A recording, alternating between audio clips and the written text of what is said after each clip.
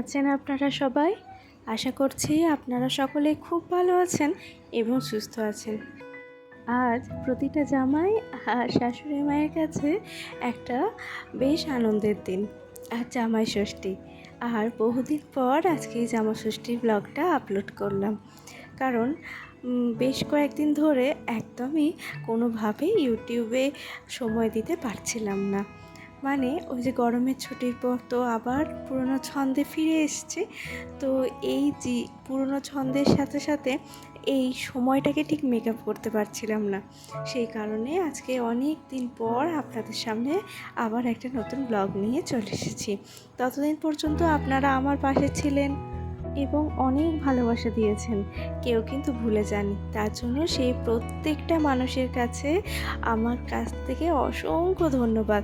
সেই পরিবার তো একেই বলে যে প্রত্যেকটা সময় মানুষের পাশে থাকবে, একে অপরের পাশে থাকবে। তো আমার এই ইউটিউব পরিবারে সকলকে জানাই অনেক অনেক ধন্যবাদ।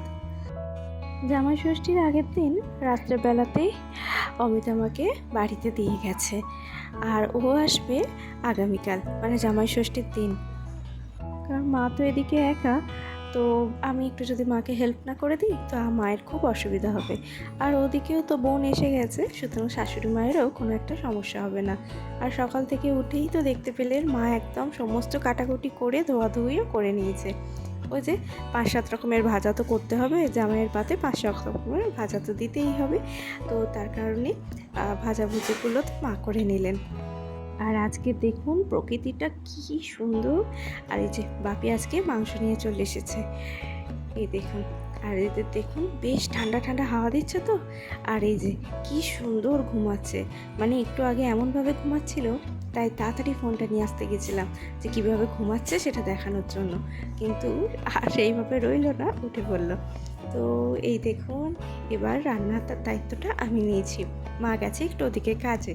আর সেই কারণে দেখলাম আমি এদিকে পটল পোস্তটা করেই ফেলি। আর এই দেখুন মা এদিকে চলে এসেছে, মা এদিকে দিচ্ছে উচ্ছে। এই উচ্ছে দিয়ে সর্ষে দিয়ে একটা উচ্ছে ফুটফুটি করে মা, সেটা খেতে কিন্তু অসম্ভব সুন্দর লাগে। এই গরমকালে তো আরোই ভালো লাগে। তো সেই রেসিপিটা তো আমি করতে পারি না, সেই কারণে ওটা কিন্তু মায়ের হাতেই ছেড়ে দিয়েছি। আর এই যে এইদিকে আমি পটল পোস্তটা করছি। এই মায়ের সঙ্গে ধরে বেঁধে করে নিলে বেশ তাড়াতাড়ি কিন্তু হয়ে যায়। আর বিশ্বাস করুন রান্নাও হয়ে গেছিলো বেশ তাড়াতাড়ি, 12:30টার দিকেই কিন্তু শেষ হয়ে গেছিলো।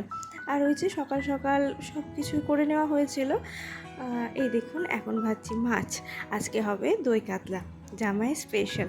আর জামাই যে চুনোপুঁটি মাছ খেতে খুব ভালোবাসে, সেই জন্য শাশুড়ি মা চুনোপুঁটি মাছ ভাজা করছে। আর এর আগে আমি না কখনো মাটন রান্না করিনি, তাই আর সাহস করে মাটন করতে গেলাম না, মাটনটা মাকেই করতে বললাম। আর এই দেখুন মশলা কষিয়ে নিয়েছে, এরপরে মা কড়াইয়ে মাটনটা দিয়ে দিল।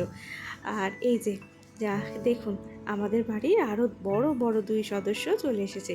আর এসে এই দড়ি খাটটাকে লাফানো শুরু করে দিয়েছে, মানে ওই মেলার তলায় যে জাম্পিংগুলো থাকে সেই জাম্পিংয়ের মতন মজা পেয়েছে, তাই ওরা এই খাটেই লাফাচ্ছে। আর এই দেখুন এদিকে জামাইও এসে গেছে, আর শাশুড়ি মা জামাইকে আদর যত্ন করে উপহার দিয়েছে এবং তারপরেও খেতেও দিয়েছে। এই আজকের দিনে তো একটু খই দই চিড়ে সবই খেতে হয়, তো ওইগুলো খুব অল্প অল্প দিয়েছে, কারণ এগুলো খেতে অমিত একদমই পছন্দ করে না, ওই নিয়ম রক্ষা আর কি। আর তার সাথে হয়েছিল লুচি আর খড়খড়ে করে আলু ভাজা, মানে একদম কড়কড়ে মুচমুচে করে আলু ভাজা হয়েছিল, আর তার সাথে ছিল রকমারি মিষ্টি। আর এই দেখুন আমাদের বাড়ির বড় 2 সদস্য মিষ্টু আর পুচু, তারাও কিন্তু বসে গেছে। মিষ্টু আবার লুচি খেতে খুব ভালোবাসে, ওর মা তো ওকে ভাত খাইয়েই পাঠিয়েছিল, তবুও ওই একটু লুচি খেয়েছে, কারণ ওর লুচি খেতে খুব ভালোবাসে। তারপর দেখুন এই কলটা তো ওর হাইটে, সেই কারণে ও বাইরে এখানে কলে এসেই হাত ধোবে। তো কল তো খুলতে পারছিল না, সে কখন টুকটুক করে চলে এসেছে। আর মিশু না ফুল তুলতে ভীষণ ভালোবাসে, সেই কারণে দেখুন গাছে ফুল হয়েছে, ও ফুল তুলতে গেছে। আসলে ওর মায়ের কাছেই শুনেছি ও দাদু যখন ফুল তোলে ও নাকি তার সাথে গিয়ে ফুল তোলে, সেটাই হচ্ছে ওর আনন্দ। আর এই দেখুন বাচ্চাদের আবার খেলার জায়গার অভাব, জানলার উপর উঠে বসে আছে। তো চলুন এবার আপনাদের দেখাই কী কী রান্নাবান্না হয়েছে। এই দেখুন সমস্ত ভাজাভুজি, তার সাথে পটল পোস্ত, দই কাতলা, আর এখন মা তো ওদিকে মাটনটা করছে, এইসবই হয়েছিল। আর এই যে আমি স্নান করে নিয়েছি, এবার ওদের সাথে বসে একটু খেলা করছি। অমিতের এখন চলছিল অফিসের মিটিং, একবার যাব ওই বাড়িতে, কারণ আমাদের বাড়িতে ষষ্ঠী তো নেই। আর ষষ্ঠীর ওই খাওয়া দাওয়া পর্বটুকুই হয়, কিন্তু ষষ্ঠীর সেইভাবে নিয়ম নেই। আর আমার শ্বশুর বাড়িতে ষষ্ঠীর যেহেতু নিয়ম আছে, তো ওখানে এবার যাব। মা ওদেরকে আইসক্রিম খাওয়ার জন্য টাকা দিয়েছিল, তো এই টাকা তো ওদের কাছে রাখার জায়গা নেই, তাই দেখুন দুজনে একদম মামার পকেটের মধ্যে সেই টাকা রেখে দিল। আবার বাড়ি ফেরার পরপরই বলেছে মামা তাও আইসক্রিম খাবো। সেই আইসক্রিম কিনে নিয়ে তারপরেই কিন্তু বাড়ি গেছে। তো চলুন, চলে এসেছি এরপর শ্বশুর বাড়িতে। আর এখানে দেখাই কী কী রান্না হয়েছে। এখানেও হয়েছে চুনো মাছের চচ্চড়ি, এটা হচ্ছে মাছের মাথা দিয়ে মুগের ডাল, আর তার সাথে এই যে ইলিশ মাছ, তার সাথে বেগুন দিয়ে ইলিশ মাছের ঝোল। আর এখানে আছে পাবদা মাছ, আরও বিভিন্ন রকম আছে, তারা এখনও আছে গলদা চিংড়ি। আর এই যে এই মাছগুলো এখনও করা হয়নি। এখানে আছে রুই মাছ, কাতলা মাছ আর বাটা মাছ, এগুলো এখনও হয়নি। আর এই দেখুন ষষ্ঠীর ডোঙা, এই ডোঙাটা মাথায় ছোঁয়াতে হয়। আর এই ডোঙা বাঁধাটা না ভেবেছিলাম আপনাদেরকে দেখাবো, কিন্তু আর দেখানো হলো না।